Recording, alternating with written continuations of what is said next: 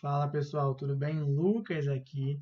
Estamos prontos para mais uma semana de videoaulas, para mais uma semana de ensino à distância.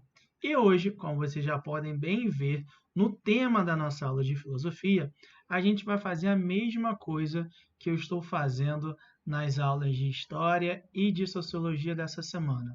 A gente vai pegar as temáticas abordadas no bimestre e vai olhar alguns exercícios de vestibular, algumas questões de vestibular, para ver como eles são cobrados. Lembrando que isso, gente, a gente já faz geralmente nas nossas aulas ao vivo através do Google Meet. Então, a gente geralmente faz alguns exercícios, eu passo uma lista de exercícios para vocês, após a gente fazer uma revisão do conteúdo, e aí vocês fazem na hora, e aí a gente já consegue corrigir baseado onde vocês estão mais errando, qual opção vocês mais erraram, essas questões como um todo. E aí, hoje a gente vai fazer algo semelhante aqui nessa videoaula, tudo bem? Então, se estiverem todos prontos, vamos lá pegar as nossas questões em relação à disciplina de filosofia. A primeira questão fala o seguinte para a gente, olha aqui. O trabalho teórico de Karl Marx está fundamentado no que ele chamava de concepção materialista da história. O período em que viveu foi marcado pelas grandes mudanças causadas pelo crescente processo de industrialização dos países europeus. Marx testemunhou o crescimento das indústrias e fábricas, o inchamento dos meios urbanos, e o consequente aumento vertiginoso das desigualdades sociais. De acordo com a concepção materialista, fundamentada por Marx e Friedrich Engels, as mudanças sociais que se passavam no decorrer da história estavam baseadas. Então vamos lá. Essa questão aqui, gente, está trabalhando com a nossa aula, com o assunto que a gente abordou na parte de teorias socialistas. Então, só para a gente retomar aqui rapidamente, a gente falou em um primeiro momento sobre os socialistas utópicos, e a gente falou do Owen, Fourier, né? Então a gente trabalhou com esses pensadores, e aí a gente falou nessa aula que eles sofreram muitas críticas porque eles não conseguiam analisar a realidade como um todo, ou eles eram taxados de paternalistas, de ainda conservadores, de não querer um progresso como um todo, uma transformação como um todo. Então eles começaram a sofrer essas críticas, e aí no lugar desse socialismo utópico veio a ideia do socialismo científico proposto pelo Karl Marx e o Engels também. E dentro da concepção, dentro da teoria deles, vem a ideia do materialismo histórico. E aí, baseado nisso, é isso que a questão está pedindo.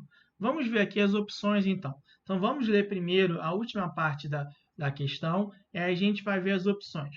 De acordo com a concepção materialista fundamentada por Marx e Friedrich Engels, as mudanças sociais que se passavam no decorrer da história humana estavam baseadas, e aí vem lá, opção A, na condição humana de sempre perseguir o avanço e a evolução, B, na condição material dos indivíduos de uma época, C, num conjunto de valores e ideias que se desenvolvem em um determinado período, D, nos avanços morais de cada época. Quanto maior o nível moral e ético do sujeito, mais evoluído ele será. E a E, nas ideias que prevalecem os valores de um determinado tempo.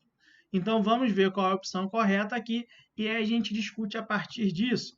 Então, a opção correta é a B, na condição material dos indivíduos de uma época. Então, o que o Marx ele coloca para a gente aqui, para a gente analisar as mudanças sociais que decorrem na história humana, você sempre tem que analisar, você sempre tem que estudar a história da humanidade baseada nas condições materiais dos indivíduos de uma época. Por quê? São essas condições materiais que vão definir, que vão mostrar para a gente como as relações sociais elas vão se caracterizar, como as relações de trabalho elas vão se caracterizar. Então, o que o Marx está colocando aqui para a gente é bem simples e é algo bem claro. Ele coloca que só é capaz da gente analisar corretamente a história se a gente se basear nas condições materiais de uma determinada época. Porque elas são as responsáveis, serão as responsáveis por determinar as relações de trabalho existentes e as relações sociais existentes. Então, quando a gente analisa a condição material da sociedade contemporânea, essa vai ser uma condição social, uma condição material, perdão, diferente da época medieval, diferente da Idade Antiga, diferente da Idade Moderna. Então, Marx está colocando justamente isso. E aí, eu lembro que eu falei com vocês isso no início, quando eu comecei a falar de socialismo científico. Então, naquela aula, eu trabalhei com vocês primeiro com socialismo utópico, depois eu comecei a falar de socialismo científico. E aí, nessa parte, eu comecei a falar a ideia que o Marx ele tem em relação a essas questões como um todo. Beleza? Então, acho que essa primeira opção aqui, ela está bem tranquilinha. Então, a ideia do materialismo histórico é justamente isso que eu coloquei e que a questão está trabalhando. De você estudar a história, de você analisar a história, sempre baseado nas condições materiais de cada época, de cada período. Porque elas que serão capazes de determinar e de fazer com que a gente enxergue quais são as relações de trabalho existentes e quais são as relações sociais também existentes. Tudo bem? Então, acho que a 1 aqui está bem tranquilinha, tá? Não tem muito mistério. E aí um ponto aqui que eu quero falar é sobre a letra E, nas ideias que prevalecem os valores de um determinado tempo. A gente vai pensar também que as ideias que prevalecem os valores de um determinado tempo também vai ser pautado pela condição material dos indivíduos. Então, assim, a gente vai, de certa forma, relacionar essas ideias que prevalecem baseado nas condições materiais. Tudo bem? Então, acho que é necessário a gente entender justamente esses aspectos. Tranquilo? Né? Não tem muito mistério. Eu vou trabalhando melhor com vocês essas ideias ao longo do nosso restante do ano letivo. Tudo bem? Então vamos lá para a questão de número 2. E ela fala o seguinte, ó. É possível distinguir os homens dos animais pela consciência, pela religião ou pelo que quer que seja, mas eles mesmos começam a se distinguir dos animais logo que principiam a produzir seus meios de subsistência, um passo que é condicionado por sua organização corporal. Produzindo seus meios de subsistência, os homens estão produzindo indiretamente sua própria vida material. A maneira como os indivíduos expressam suas vidas é a sua maneira de ser. Assim, o que eles são coincide com sua produção, tanto com o que eles produzem, quanto com o modo como produzem. A natureza dos indivíduos depende, então, das condições materiais que determinam sua produção. E aí um texto do Marx e do Engels. Segundo Karl Marx, uma das coisas que nos separa do restante dos animais é a consciência de modificarmos o ambiente de acordo com nossos projetos e modificar nossos projetos de acordo com a realidade material. Assim, utilizando, fabricando, produzindo nossas próprias ferramentas de produção, logo, para o autor, é capacidade de produção do homem sua própria essência. O conceito que problematiza a relação de distanciamento entre homem e essência em Marx é, e aí vamos ver aqui as opções, mais-valia, B, alienação, C, tipos ideais, D, ideologia, E, anomia. E aí, vamos ver qual a opção correta é a letra B. Então, o conceito que problematiza a relação de distanciamento entre homem, essência e Marx é a alienação. É justamente aquela parte da aula que nós trabalhamos quando a gente fala sobre... a gente tenta fazer um comparativo, vamos dizer assim, em relação ao homem antes da Revolução Industrial, onde ele tinha um controle total sobre todo o processo produtivo, então ele sabia a condição, a realidade da condição material como um todo, vamos colocar assim, então ele sabia porque ele retirava a matéria-prima, ele transformava essa matéria-prima e ele vendia esse produto transformado. Então, ele tinha ciência de todas as etapas do processo produtivo. Então, ele sabia quanto custava aquilo ali e ele sabia quanto ele poderia vender, né, para conseguir ganhar alguma coisa dentro daquilo ali. E aí, quando a gente passa para a Revolução Industrial, a gente vai observar que as condições materiais, a realidade do indivíduo, a realidade da sociedade como um todo vai se transformar. Por quê? A gente vai notar que vão surgir com força a ideia da propriedade privada, a gente vai notar que vai se dividir a sociedade baseado na ideia do Marx, obviamente, em duas partes, onde uns são os donos do meio de produção e outros são os donos da força de trabalho, e aí esse trabalho do indivíduo ele vai ser alienado, que o Marx coloca. Por quê? Como vai ser dividido em etapas, esse trabalhador ele vai se especializar, ele não vai se qualificar. Logo, como ele não consegue se qualificar, a gente vai observar que ele só vai ter ciência de uma parte do processo. Ele só vai ter ciência de uma etapa como um todo. Consequentemente, ele vai se tornar um ser alienado, porque ele vai absorver a mentalidade, ele vai absorver da ideologia da classe dominante, como Marx coloca, e aí essa ideologia ela vai inverter a realidade do indivíduo. Então, ele não vai conseguir enxergar a realidade como tal, porque a construção da mentalidade, a construção das ideias, para o Marx vai estar baseado num pensamento burguês.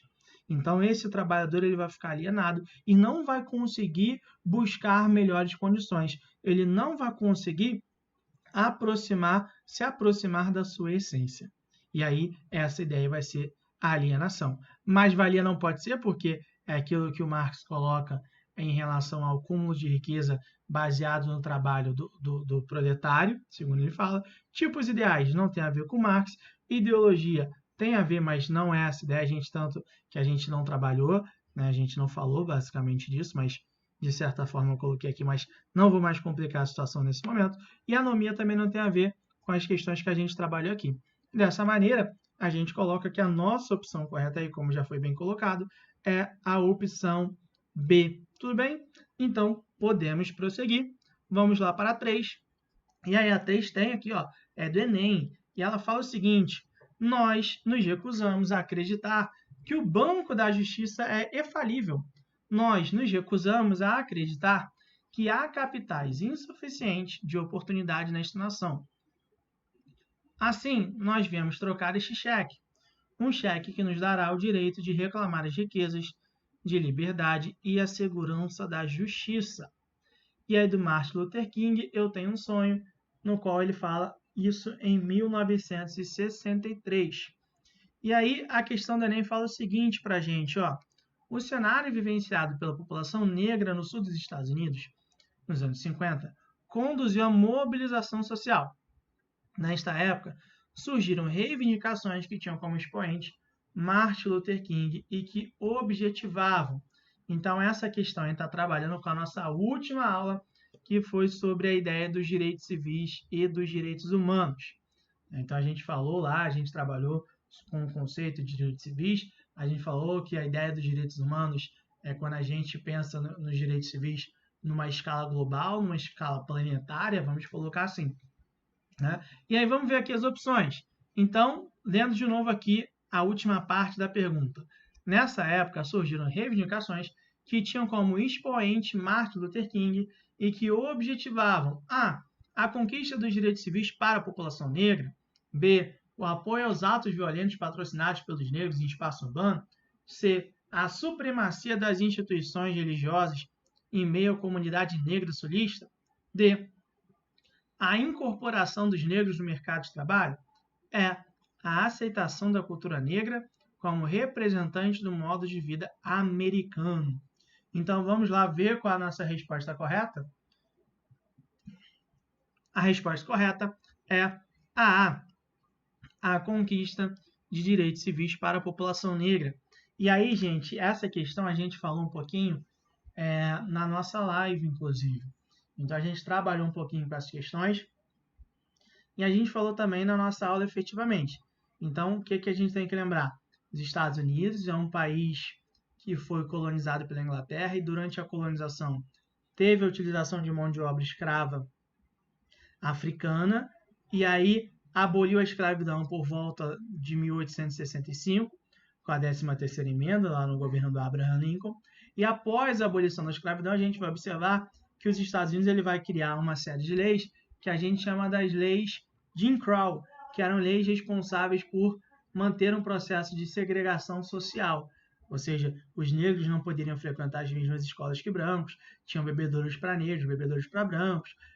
Outra questão que tinha também era de ceder o lugar para brancos quando entrassem em ônibus, essas questões como um todo.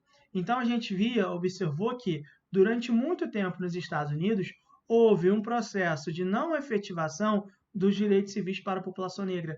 Então eles eram excluídos dessa questão, dessa ideia de cidadania como um todo. E aí, durante a década de 50, durante a década de 60, a gente vai começar a observar que esses movimentos em defesa dos direitos civis da população negra começam a ganhar muita força, através da figura do Martin Luther King, que eu falei na nossa aula, através da figura do Malcolm X, que eu falei também, e aí eu comparei com os X-Men, o Magneto e o Professor Xavier, mas tem outros nomes que vão surgir também, Angela Davis, o movimento dos Panteras Negras, uma série de nomes que vão ser os grandes defensores naquele momento ali e que vão chamar mais atenção em defesa dos direitos civis para a população negra.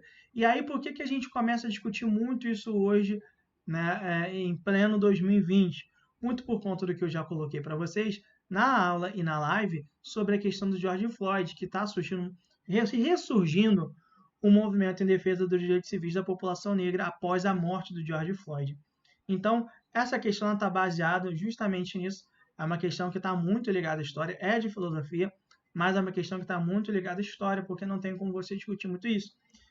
Basicamente, a gente está observando que essa questão ela está contextualizando a ideia dos direitos civis. Então, entender o que está se buscando ali para você ver na prática como são os direitos civis. Então, a questão está tentando fazer uma contextualização. É justamente essa ideia. É uma questão extremamente interessante, é algo característico do Enem. Vocês geralmente vão ver questões que vão tentar contextualizar conceitos, seja de filosofia, seja de história, seja de sociologia. Ele nunca vai querer o conceito em si, mas ele geralmente pede contextualizações, que você entenda, saiba o conceito, mas que, além de saber apenas o conceito, você consiga implementar na realidade prática e você consiga enxergar isso através de um processo de interpretação de texto. Então, mais ou menos essa ideia. Tranquilo? Então, conseguimos explicar aqui a 3, acho que conseguimos falar bem da 3, e aí vamos lá para a questão número 4, a nossa última questão de hoje. E ela fala o seguinte, ó, em conflitos regionais e na guerra entre nações, tem sido observada a ocorrência de sequestros, execuções sumárias, torturas e outras violações de direitos.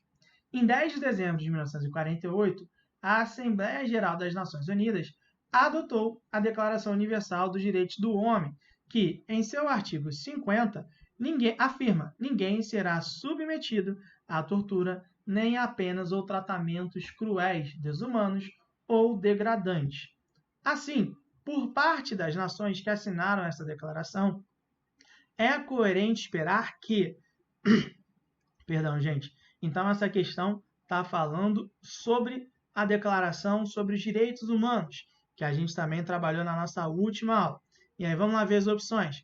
Ela fala o seguinte, ó, a Constituição de cada país deva se sobrepor aos direitos universais do homem, apenas enquanto houver conflito. Muito estranha essa. B. A soberania dos Estados esteja em conformidade com os direitos universais do homem, até mesmo em situações de conflito.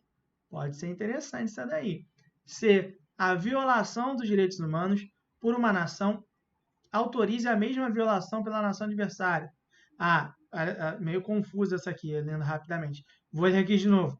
A violação dos direitos humanos por uma nação autorize a mesma violação pela nação adversária. Não. Nada a ver. D. Sejam estabelecidos limites de tolerância, para além dos quais a violência aos direitos humanos seria permitida. E. A autodefesa nacional. a autodefesa nacional legitime a supressão dos direitos universais do homem. E aí ficou separado universais ali, gente. Foi uma falha na hora da escrita. Peço perdão para todo mundo. E aí, vamos lá então ver qual a opção correta, já sei qual é. A B, a soberania dos estados esteja em conformidade com os direitos universais do homem, até mesmo em situações de conflito. Então, o que a questão está querendo colocar? Que, a partir do momento em que os países concordam com a Declaração Universal dos Direitos do Homem, ou seja, a Declaração dos Direitos Humanos, esses países têm como obrigação fazer com que os seus estados respeitem e estejam em conformidade com esses direitos universais do homem, até mesmo em situações de conflito. Então, o que ele está colocando aqui é que, mesmo se estiver numa guerra, o país ele não pode fazer algo que vai ferir, algo que vá desrespeitar a Declaração Universal dos Direitos Humanos. É justamente isso. Eles estão entendendo que os direitos humanos sempre têm que se sobrepor à soberania dos estados. Os estados eles podem fazer as suas próprias leis, as suas próprias regras. Porém, se eles assinaram, se eles concordaram com esse tratado de respeitar os direitos humanos, eles têm que, a todo momento, respeitar os direitos humanos, independente se estiver passando por uma situação de conflito ou não. Por quê? Ele está colocando que essa ideia é um direito inviolável. Então, você não pode utilizar esse direito ou deixar de utilizar no momento que é de interesse do governo ou não. Não, independente do governo, independente das diferenças, das adversidades ou do momento, você tem que respeitar o máximo possível. Tá? Então, é justamente isso que a questão está querendo colocar. Então, é extremamente interessante que quem não lembra muito dessas coisas, que assistam às nossas aulas. Se vocês ficaram com dúvidas em relação ao que eu falei aqui, ou que as questões estão trabalhando, recomendo que vocês primeiro voltem às aulas, que a gente fala tudo isso nas nossas aulas, e se mesmo assim vocês continuarem com dúvidas, gente, tirem as dúvidas comigo, que eu vou estar extremamente disponível para a gente resolver essas questões. Tudo bem? Então, acho que a gente conseguiu explicar aqui a 4, né? Conseguimos falar bem dessas 4 questões. E aí, qualquer dúvida que vocês venham a ter, mais uma vez, vou repetir aqui, tá? Tirem suas dúvidas comigo. Então, a gente está começando, a gente está chegando ao fim da nossa aula de filosofia dessa semana. Espero que vocês tenham entendido, espero que vocês tenham aprendido. E, mais uma vez, não deixem de enviar os trabalhos de vocês. Vocês têm até o domingo. Após o domingo, não será mais possível enviar os seus respectivos trabalhos. Tudo bem, gente? Fiquem com Deus, né? Se cuidem, usem máscara se tiverem que sair de casa, usem álcool gel e nos vemos o mais próximo possível. Um abraço para todo mundo, valeu, tchau, tchau, galera!